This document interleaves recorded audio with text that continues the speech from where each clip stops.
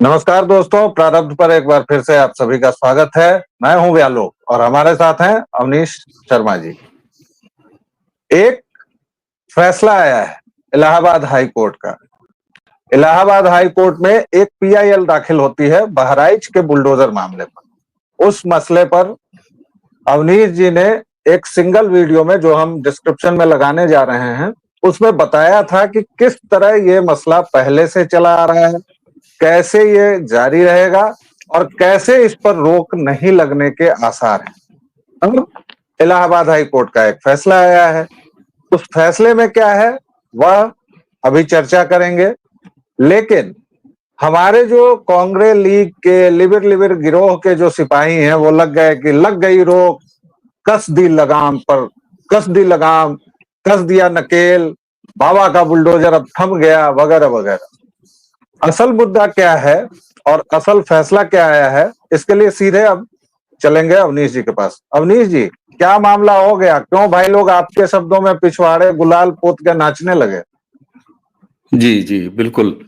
व्यालोक जी, सबसे पहले तो आपको नमस्कार और प्रारब्ध के सभी दर्शकों को प्रणाम। देखिए साहब, ऐसा है, इससे पहले कि कानून के जानकार मिसिल की फाइल को देखने वाले, उस मिसिल यानी जो फाइल कही जाती है कोर्ट की लैंग्वेज में, उस पर फैसला आता है, वकालतनामा एक कोई लगाता है, फिर फैसला आता है, फिर उस फैसले को डिकोड किया जाता है।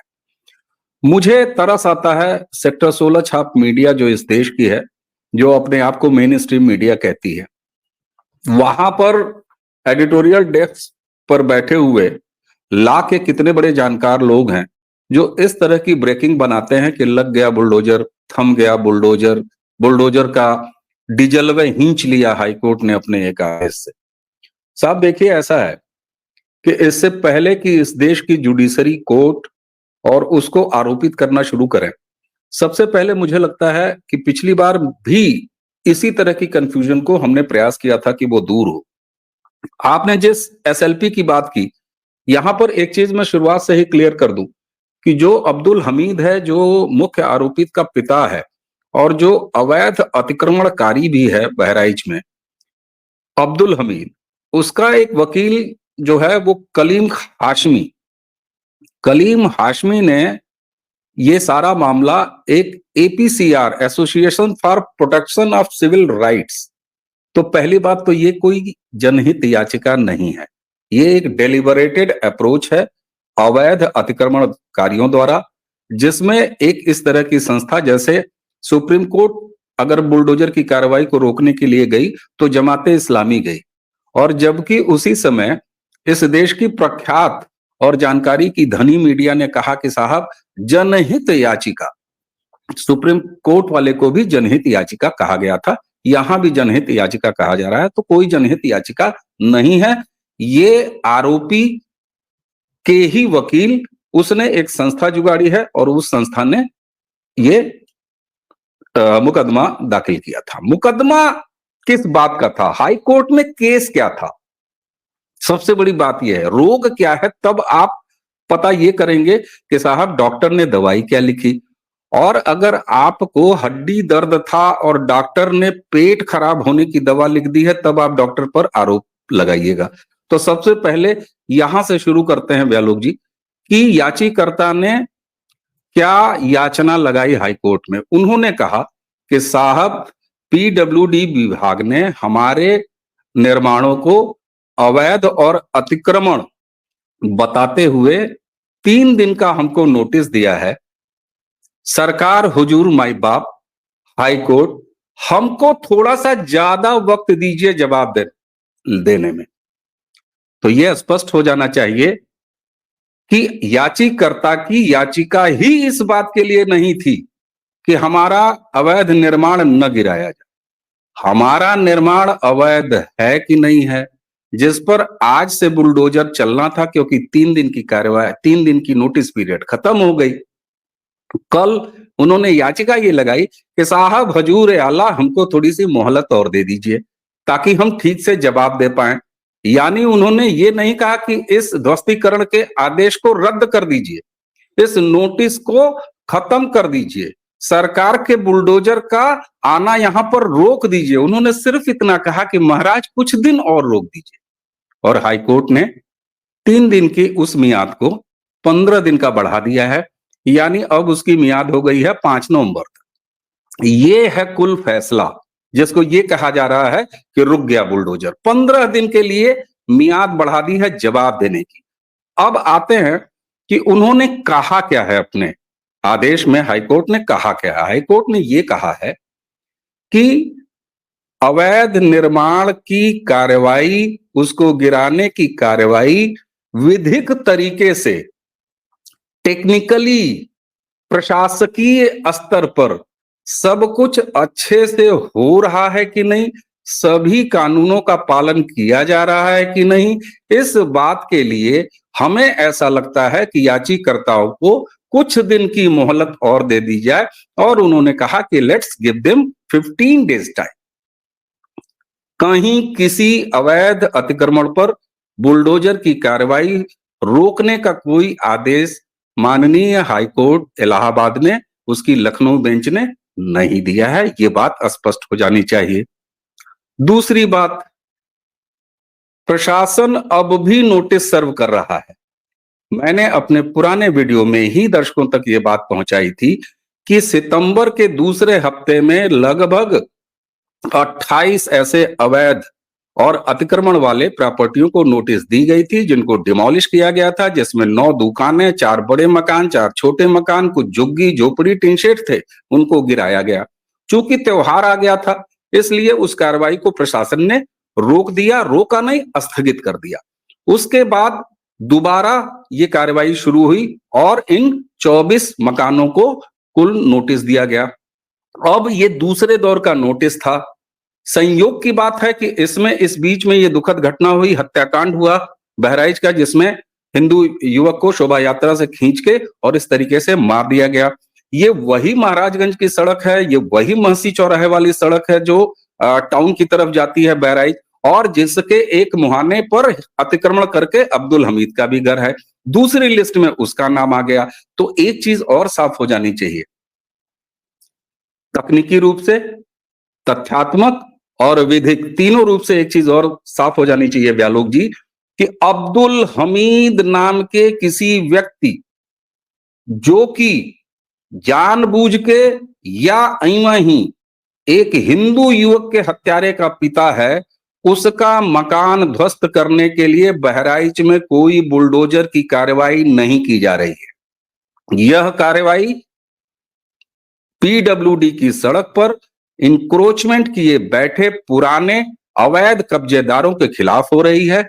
यह एक संयोग मात्र है कि दूसरी जो लिस्ट आई ध्वस्तीकरण की, उसमें अब्दुल हमीद का घर है। इतना ही कुल मामला है। एक डेवलपमेंट और हुआ है, मैं चलते चलते उसको भी बता देता हूं। अब यह पूरा मामला, क्योंकि ये पूरा इकोसिस्टम है और आपको पता है कि जमात इस्लामी जो कि इतनी बड़ी फंडेड ऑर्गेनाइजेशन है, उसको बाहरी जकात और रकात और पकात क्या क्या मिलता रहता है। वो सुप्रीम कोर्ट भी जा रहे हैं और हमें आपको पूरी उम्मीद होनी चाहिए कि जब तक ये वीडियो दर्शकों तक पहुंचेगा, उसके कुछ देर बाद या दोपहर से पहले या हाई प्रायोरिटी पर इस याचिका को भी सुन लिया जाए।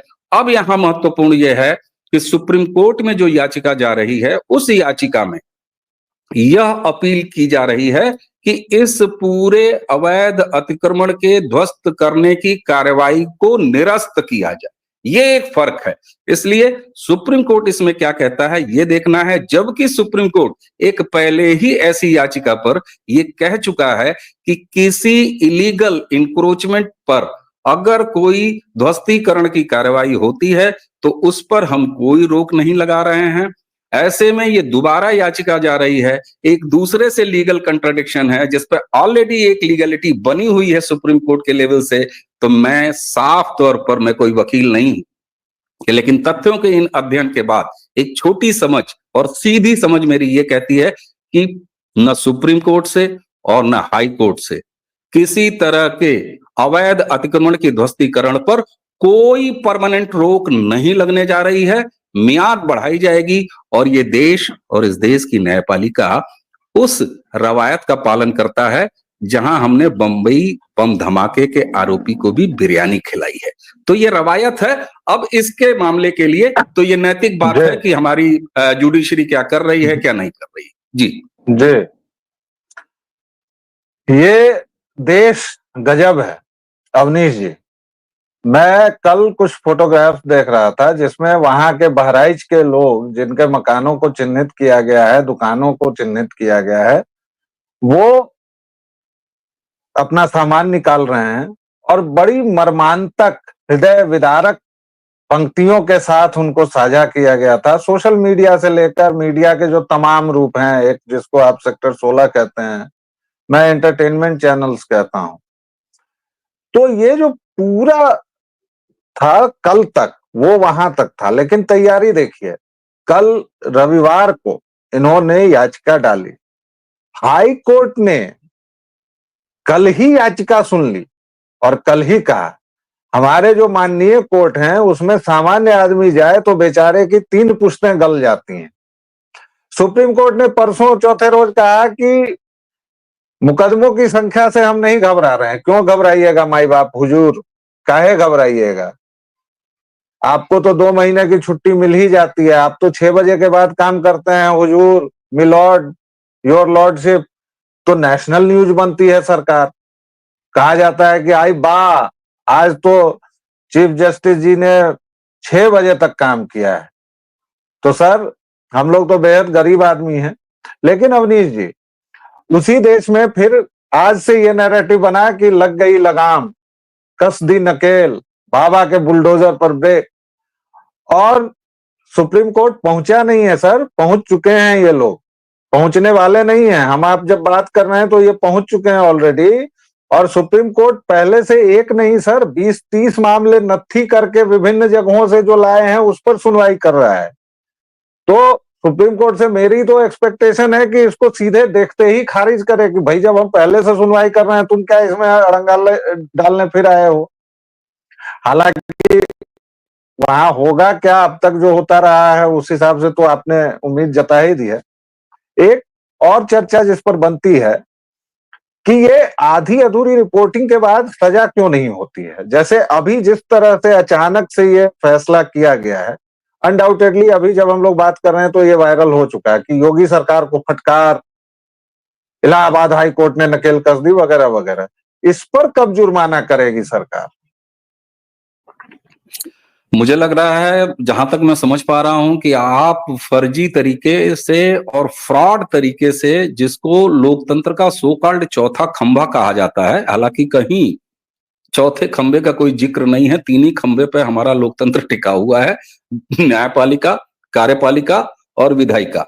इसके अलावा ये चौथा कलम रूपी खंभा किस फ्रॉड तरीके से घुसाया गया है इस देश में, तो इसके बारे में मुझे लग रहा है आप बात कर रहे हैं कि इनको सजा कब मिलेगी। साहब ये बताइए, अचानक काम करते खबरनवीसों के पेट पर लात मार के पिछवाड़े, बहुत तेजी से लात मार के नौकरी से धकेल दिया जाता है। आज तक आपने कभी एक कोई खबर सुनी है?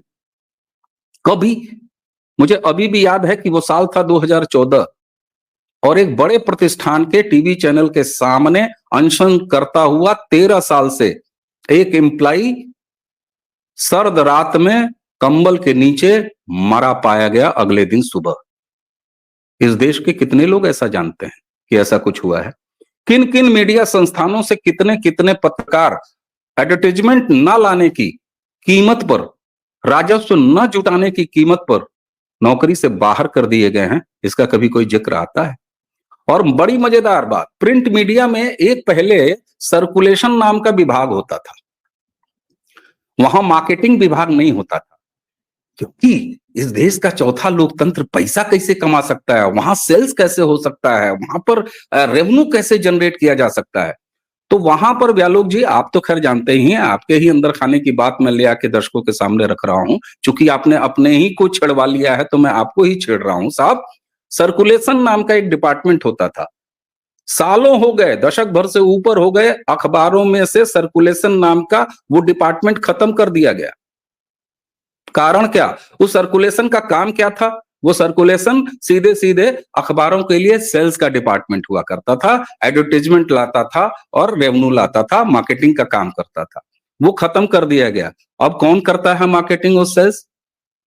जो भी स्ट्रिंगर, जो भी फील्ड संवाददाता, चाहे वो ग्रामीण संवाददाता हो, चाहे सुदूर संवाददाता हो, चाहे विशेष संवाददाता हो, चाहे विशेष सूत्र हो, जिनको कि मैं मीडिया का मुखबिर कहता हूं, विशेष सूत्र, इनके ऊपर डाल दिया गया है। अगर तुम्हें रुपया 20,000 रुपए तनख्वाह लेनी है तो तुम पहले 1,40,000 रुपए का रेवेन्यू ला के दो, जाओ जी शुभकामना संदेश लाओ, चाहे तुम ब्लैकमेल करके लाओ जी अखबार को, और चाहे किसी को लाओ। तो साहब ये तो जी अस्तर है आपकी मीडिया का, तो किससे आप उम्मीद कर रहे हैं? नहीं, मैं केवल आपको ये बात, अगर मैं अपने पेशे के पन्ने उधेड़ने लगूं तो उसके लिए अलग से 10 वीडियो करना पड़ेगा, वो पूरी सीरीज हम करेंगे उस चलाएंगे। पर, करेंगे लेकिन उस पर। मैं विषय अभी पे आ आप जाता हूं आइए जरा जी। विषय पर।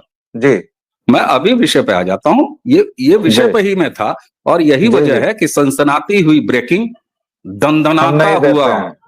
थंबनेल, हनहनाता हुआ नीचे की लाइन, ये आवश्यक है, बिल्कुल आवश्यक है। ये खबर की मंडियों के रामुओं का टारगेट है। ये नहीं करेंगे तो शाम तक पेट पर लात पड़ जाएगी और प्राइम टाइम घुस जाएगा उनके यथा स्थान में। इसलिए ये मजबूरी है।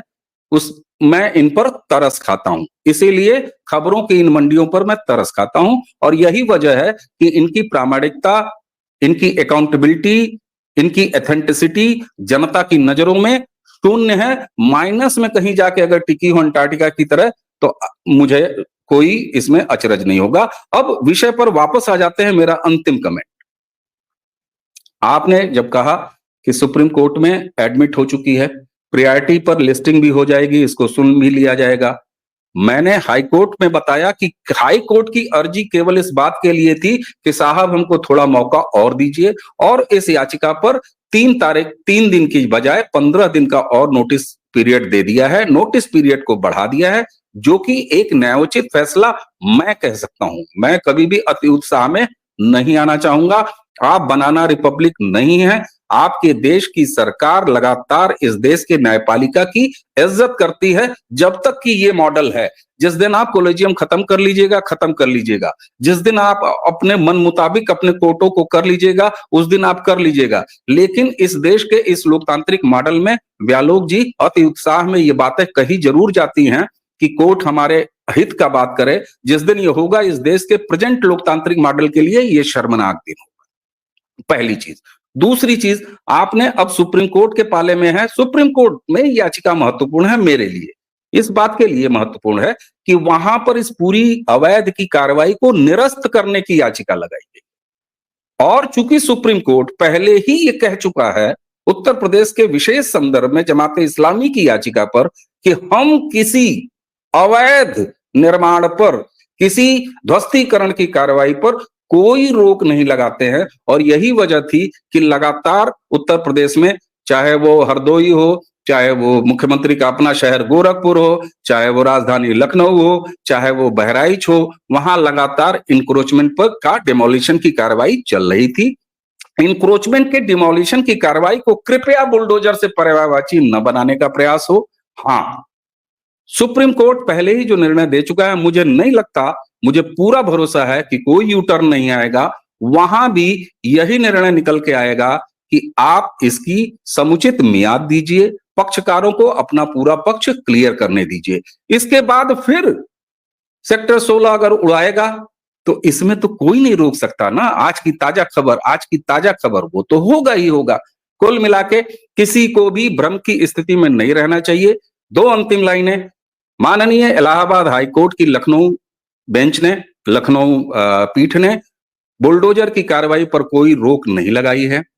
बुलडोजर की यह कार्रवाई बहराइच नाम के एक जिले में एक हत्या के अभियुक्त के पिता अब्दुल हमीद के लिए केवल नहीं चल रही है, ये कार्रवाई सितंबर से चल रही है और लगातार चल रही है। ये दूसरे लेवल की कार्रवाई है, यानी दूसरे चरण की कार्रवाई है। दूसरी बात, और तीसरी बात, सुप्रीम कोर्ट पहले ही अवैध के खिलाफ कोई रोक नहीं लगाया है। अगर आज रिपीटिशन हो रही है याचिका की, मुझे ये पूरा भरोसा है कि सुप्रीम कोर्ट अपने पुराने ऑर्डर पर कायम रहेगा। That's it.